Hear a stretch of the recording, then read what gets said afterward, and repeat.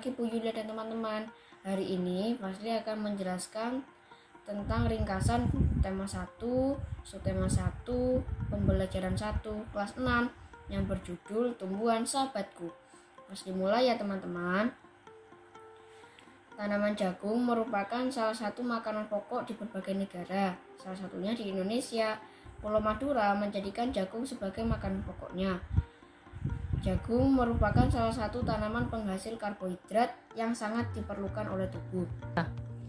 Petani jagung memulai perkembangbiakan jagung dengan menanam biji jagung terlebih dahulu. Setelah 3-4 hari, bakal jagung akan muncul di permukaan tanah.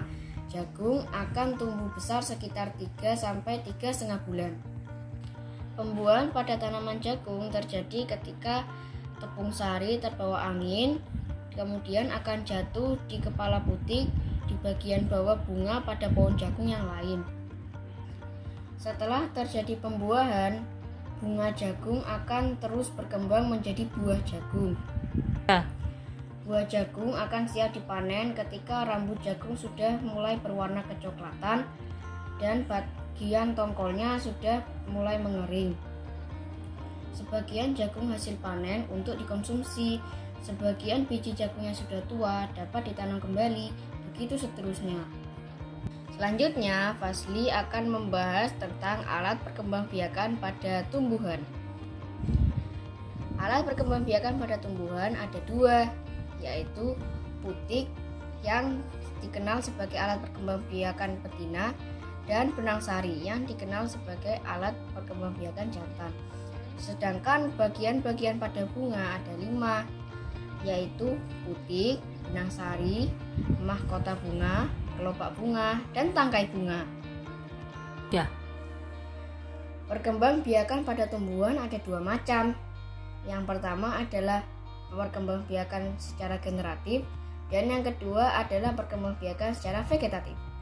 Fasli akan membahas perkembangbiakan secara generatif dulu ya teman-teman.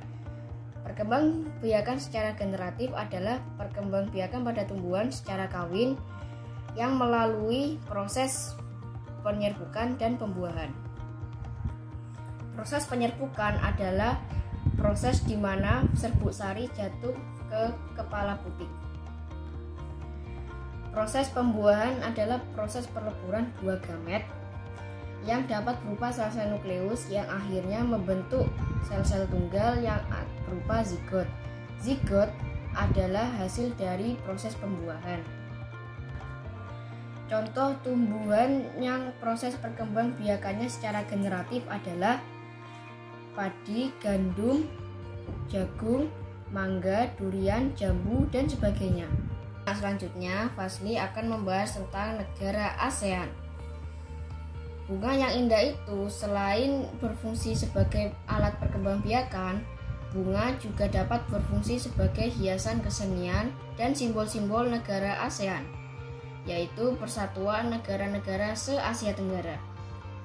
Negara ASEAN ada 10, yaitu Indonesia, Malaysia, Singapura, Brunei Darussalam, Filipina, Thailand, Laos, Vietnam, Myanmar, dan Kamboja. Faktor-faktor terbentuknya negara ASEAN adalah adanya kemiripan budaya, adanya kesamaan geografis, adanya kepentingan yang sama dalam memajukan pertumbuhan ekonomi, sosial budaya, serta menjaga keamanan kawasan.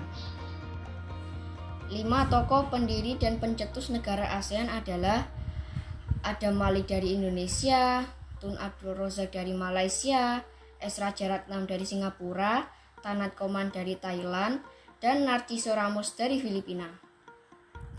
Alhamdulillah, selesai sudah Fasli menjelaskan ringkasan tema 1, subtema 1, pembelajaran 1, kelas 6. Semoga bermanfaat buat kalian semua. Terima kasih. Wassalamualaikum warahmatullahi wabarakatuh.